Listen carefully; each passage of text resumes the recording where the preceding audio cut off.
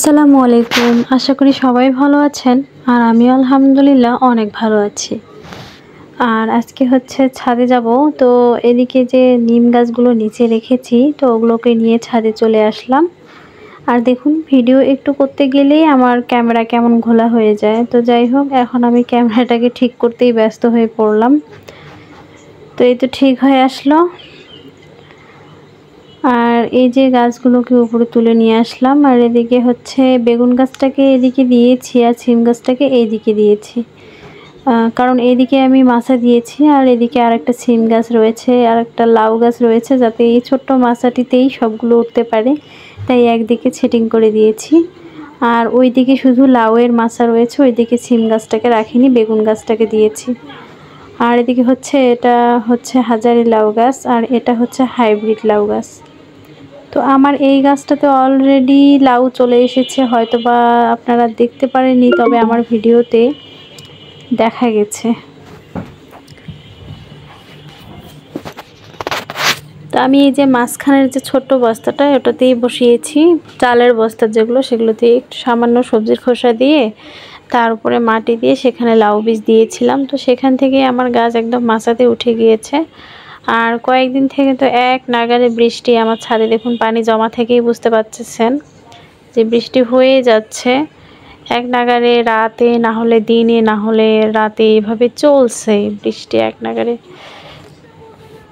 যার কারণে শীতকালীন গাছ যদিও বা আমি কয়েকটা বসিয়েছি, কিন্তু পূর্ণভাবে কোনো গাছ বসানো হচ্ছে না। আর মানে শীতের ফুল গাছগুলো মানে কোথাও পাওয়া যাচ্ছে না, অনেকেই বৃষ্টির কারণে করতে পারতেছে না। আর এদিকে হচ্ছে দেখুন করলা গাছটাতে এখনও মাচা দেওয়া সম্ভব হয়ে ওঠেনি, আসলে মাচা দেওয়ার উপকরণ আমার কাছে সেরকম নেই, এজন্য দেওয়া সম্ভব হচ্ছে না এখনও।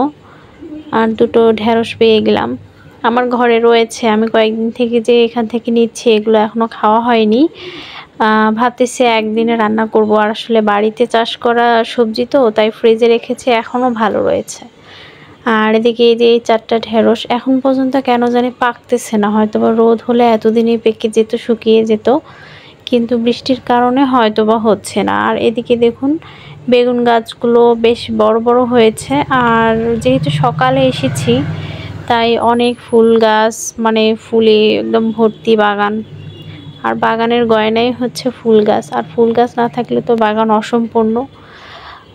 তাই আমি ফুল গাছ সব সময় রাখি, আমার খুবই ভালো লাগে। আর দেখুন এই পর্তুলিকাগুলো প্রত্যেক দিন এত বড় বড় ফুটে যে খুবই ভালো লাগে, এত বড় বড় পর্তুলিকা। আর পর্তুলিকাগুলো পার্সেলেনগুলো খুবই সুন্দরভাবে ফুল দিচ্ছে। আর এদিকে দেখুন অন্যান্য গাছগুলো লাগানো শেষ প্রায়, মানে আমার চাইনিজ গাঁদা, 12 মাসি গাঁদা, হচ্ছে চন্দ্রমল্লিকার যে কাটিংগুলো আমি বসিয়েছিলাম সেগুলোও বসানো শেষ, আমার প্রায় ফুল গাছ সবগুলো বসানো শেষ, আর 2-1টা রয়েছে। আর এদিকে হচ্ছে মরিচের বীজ দিয়ে যে চারা করতেছি, দেখুন কতগুলো চারা উঠেছে শুধু একটা মরিচের বীজ থেকেই। এগুলো আমি কয়েকদিন হলো বসিয়েছি, এগুলো রোদে দিব, এখন বের করে দিব। আর হ্যাঁ, একটা জিনিস আপনাদের দেখাতে চাই কিন্তু দেখানো হয় না, এটা হচ্ছে সরিষার খোল, প্রায় সপ্তাহখানেক হলো আমি ভিজিয়েছি, কিন্তু যখন থেকে ভিজিয়েছি তখন থেকেই বৃষ্টি, আসলে গাছে দেওয়াই সম্ভব হচ্ছে না, গাছের গোড়া তো ভেজাই রয়েছে। এদিকে দেখুন আমি আরও সবজির খোসা নিয়ে এসেছি এবং একটা চালের বস্তা এখানে নিয়ে এসেছি, এটাতে এগুলো সবগুলো আমি দিয়ে দিব, আজকে দিয়ে কালকে দিয়ে তারপর আমি তার উপর মাটি দিয়ে দিয়ে রেখে দিব। আসলে এটাতে কী গাছ বসাবো এখনও ঠিক করা হয়ে ওঠেনি, তবে আমি রেডি করতেছি, কারণ শীতকালে তো অনেক গাছ বসানো হয়। আর আমি এখনও চেষ্টায় রয়েছি, যেটাকে গোল বেগুন বা তাল বেগুন বলে, মানে আমাদের আঞ্চলিক ভাষায় হচ্ছে ঢোপা বেগুন বলে, তো সেই গাছ বীজ বা গাছ যেটাই পাই না কেন আমি আমার বাগানে আনবই আনবো। আর আসলে বেড তৈরি করে রাখতে তো আর সমস্যা নেই, কারণ সবজির খোসাগুলো পচতে তো অনেক সময় লাগে, আর এত মাটি বা কোথায় পাবো, এই জন্য রেডি করে রাখি। আর এদিকে হচ্ছে ঝিঙে গাছে 2টো ঝিঙে নিয়ে গিয়েছি, কিন্তু আর হচ্ছে না, তাই 2টো ঝিঙে মনে হয় নষ্টই হয়ে যাবে।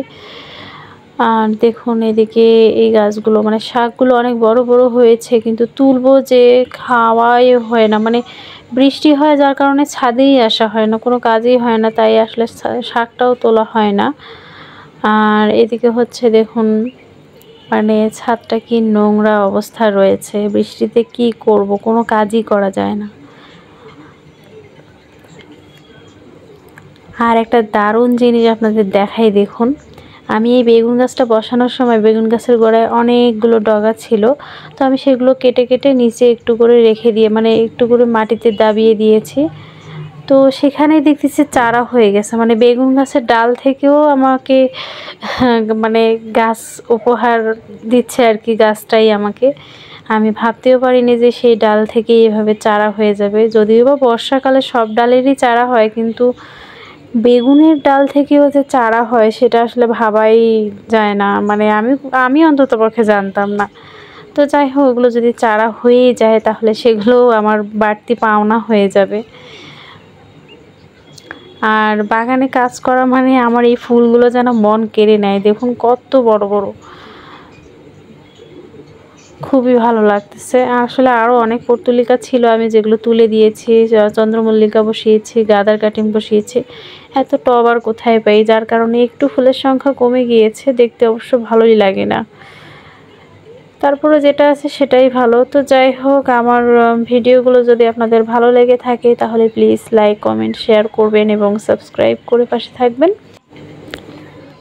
আর যারা অলরেডি করে ফেলেছেন তাদেরকে অসংখ্য অসংখ্য ধন্যবাদ। সবাই ভালো থাকবেন, সুস্থ থাকবেন, আমাদের জন্য দোয়া করবেন। আর আমার ভিডিওগুলো সবাই বেশি বেশি দেখবেন।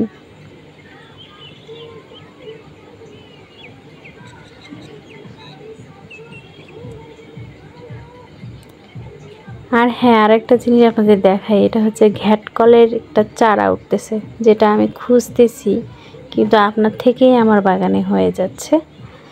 আসলে এটাকে বলে বাড়তি পাওনা। তো আর কি বলি, সবাইকে আল্লাহ হাফেজ।